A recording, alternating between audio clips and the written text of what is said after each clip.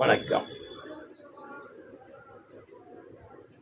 பிரபஞ்ச ஆற்றல் பெற்ற ஆன்மாவுக்கு மரண பயம், இறக்கும் பயம் இல்லை, எதிரி பயமும் இல்லை, பிணி இருக்காது. இருந்தாலும் அது உணர்த்தாது.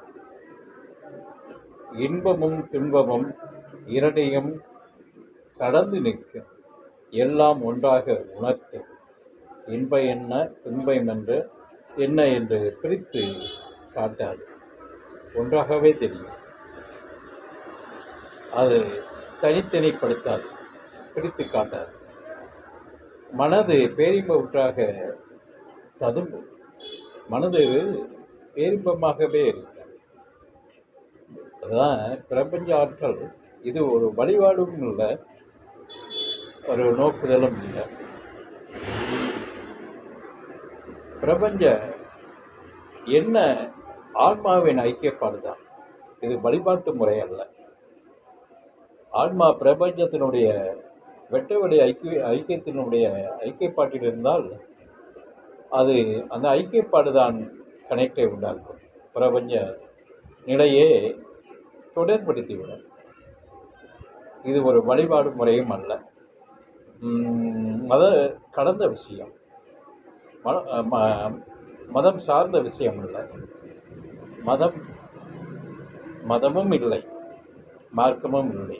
இது கடந்த ஒரு இறை பிரமம். இது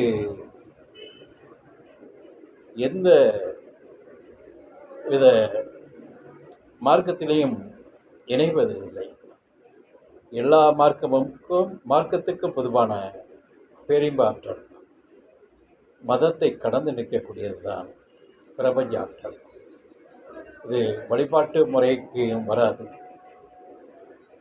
இது ஆன்மாவோடு இணையப்பட்டு ஒவ்வொரு ஆன்மாவும் அந்த ஐக்கிய நிலையில் பிரபஞ்ச இறை தொடரில் இருக்கும்போது அது தானாகவே கனெக்ட் ஆகி இறை பிரமமாக, இறையோடு இறையாக இணைத்து கொள்ளும்.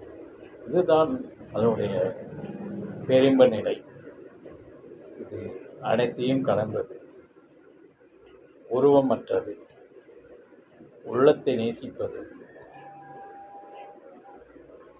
பேரின்ப ஒளி வெள்ளம், பேரின்ப ஊற்றான ஒரு இறைப்பிரமம். அவ்வளவுதான்.